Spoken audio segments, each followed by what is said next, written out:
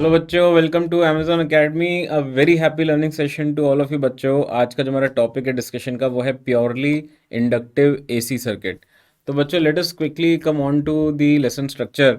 तो बच्चों इसमें हम प्योरली इंडक्टिव एसी सर्किट की ही चर्चा करेंगे, जिसमें सिर्फ एक इंडक्टर होगा और उसमें देखते हैं कि if we connect a AC source then what will be the current in the circuit and what is the phase difference between current and voltage. तो बच्चों इसमें हम अगर हम सर्किट की बात करें तो प्योरली इंडक्टिव में विल हैव अ इंडक्टर, और यहाँ पे बच्चों एक बैटरी कनेक्टेड है जो कि एसी वोल्टेज सोर्स है। So if we think on the lines of making observing this circuit and थोड़ा सा ईज ऑफ कैलकुलेशन के लिए इस बार देखिए मैं क्या कंसिडर कर रहा हूँ, assuming the value of current. तो बच्चों यहाँ पे हम आई को मान रहे हैं आई नॉट साइन ओमेगा टी, और उसके बेसिस पे वी वांट टू ट्राई कि हम क्या वोल्टेज सोर्स यहाँ पे अप्लाई करेंगे। So if I just apply this Kirchhoff loop law, I can say that जो भी डेल्टा V across L होगा बच्चों plus V that must be equal to zero, and we know that voltage across L is minus L di by dt plus V is equal to zero, which gets the value of V as L di by dt.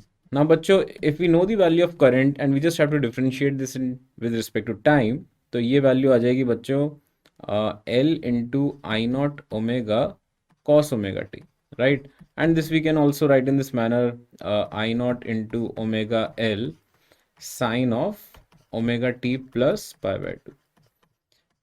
तो अगर हम बच्चों इसको थोड़ा सा observe करें, ये जो एक्सप्रेशन है उसको ध्यान से देखें, तो अगर मैं इसको ऐसे लिखना चाहता हूँ in terms of V naught, okay, so over here we can be written as V naught sine of omega t plus pi by two.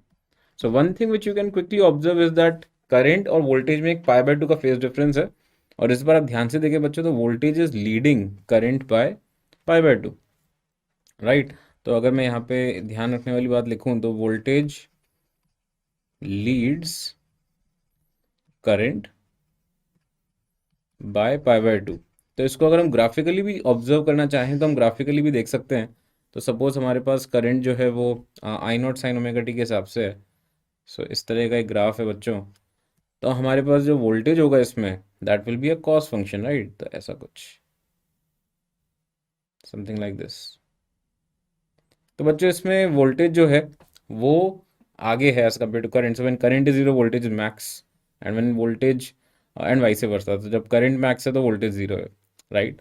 सो इस सिचुएशन में एक तो हम ये ध्यान रखेंगे कि voltage leads current by pi by two, और फिर हम बच्चों ऐसे सोचेंगे कि क्या हम इसमें भी just like when capacitor is connected, तो हमने कैपेसिटिव रिएक्टेंस एक टर्म इंट्रोड्यूस किया था, वैसे ही हम यहाँ पे इंडक्टिव रिएक्टेंस भी इंट्रोड्यूस कर सकते हैं, या तो बिल्कुल कर सकते हैं। So let us see that term as well.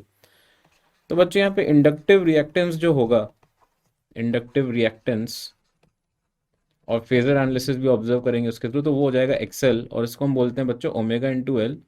और अगर फेजर फॉर्म देखेंगे इंडक्टिव रिएक्टेंस का, to represent it like resistance and use ohmic expression over here, तो एक्सएल फेजर बच्चों होता है omega L angle pi by two, right, angle pi by two. तो इस तरह से बच्चों अगर हम इसको एक्सप्रेशन को याद रख लें तो अब देखिए क्या होगा। करंट फेजर बच्चों होता है voltage phasor upon over here x L phasor. ना वोल्टेज फेजर बच्चों हो गया वी नॉट एंगल जीरो, और एक्सएल फेजर हो गया omega L angle pi by two. तो अब ध्यान से देखें तो ये बन गया बच्चों V naught upon omega L angle minus pi by two, right. तो इससे भी हमें साफ साफ दिख रहा है कि करंट जो है बच्चों वोल्टेज के मुकाबले पाई बाय टू पीछे हो गया। तो अगर हम यहाँ पे वोल्टेज का एक्सप्रेशन ले लें as V naught sine omega t plus pi by two, just like the previous जो अभी हमने स्लाइड में देखा था, तो अगर उस तरह का हम एक्सप्रेशन ले लें इधर, तो बच्चों करंट का एक्सप्रेशन क्या आ जाएगा, उसके करस्पॉन्डिंग करंट आ जाएगा बच्चों V naught upon omega just like we have written, और जो इसका फेजर जो इसका फेज कांस्टेंट है वो पाई बाय टू कम हो गया, तो इफेक्टिवली ये हमें सिर्फ साइन ओमेगा टी दे देगा, राइट। तो ये लॉजिकली यहाँ पे भी फिट बैठ रहा है, तो हमें इस बात का अच्छे से ध्यान रखना है। इंडक्टिव रिएक्टेंस की वैल्यू भी ध्यान रखें बच्चों, फेजर फॉर्म भी याद रखें। तो अभी तो प्रोबेबली इस पार्ट में इतना इशू नहीं है, you can actually it's a very easy thing to not use this over here, but when you will have multiple components जैसे RL हो गया या यू नो RLC हो गया, तो हमें इसका अच्छे से यूज़ करना पड़ेगा और इसका यूज़ करके हमें आंसर्स मिलेंगे। सो जस्ट अभी ध्यान रखिए। तो यहाँ पे हम इसको एक्सप्रेशंस जो आ रहे हैं उसको ऐसे भी सोच सकते हैं that if this is what voltage phasor is. तो बच्चों इस बार जो करंट फेजर है, करंट फेजर अगर हम ध्यान से देखें तो current phasor is pi by 2 behind. तो यहाँ पे करंट फेजर बच्चों इस तरह से आप फेजर फॉर्म में रिप्रेजेंट कर सकते हैं, ठीक है। So this is lagging voltage phasor bye pi bye 2। Okay, तो बच्चों इस पे क्वेश्चन देख लें। So the question is that there is a coil of inductance 5 mH and negligible resistance. It is connected to a alternating voltage source. Find the peak current and RMS current. So बच्चों we can simply say that I naught is equal to V naught divided by XL।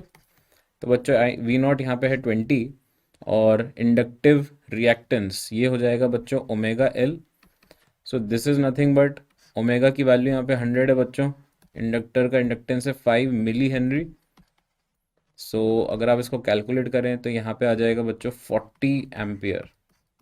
Okay, and RMS current जो है यहाँ पे बच्चों that is nothing but max current divide by √2। So that will give you 40 divide by √2 and this is equal to 20 √2 ampere. Okay, तो बच्चों I hope you understood कि जब inductor होता है सर्किट में, इसी सर्किट में, तो क्या होता है, कैसे हमने इसमें we found out the value of inductive reactance, कैसे इसमें करंट और वोल्टेज के बीच में पाई बाय 2 का फेज डिफरेंस रहता है। तो इनको हम ध्यान रखेंगे बच्चों, कैसे फेजर फॉर्मेट में लिख सकते हो आप इंडक्टिव रिएक्टेंस को, उसको भी अच्छे से ध्यान रखिए। उसको लगाते ही हम एक ओमिक एक्सप्रेशन की तरह सॉल्व कर सकते हैं क्वेश्चंस बना के, और काफ़ी ईजी हो जाता है उसमें फेजर अलजेब्रा के फॉर्मूले लगाना। तो बच्चों very happy learning to all of you and all the very best. Thank you, bye bye. For detailed videos, daily practice problems and live chat, visit academy.amazon.in or download the app.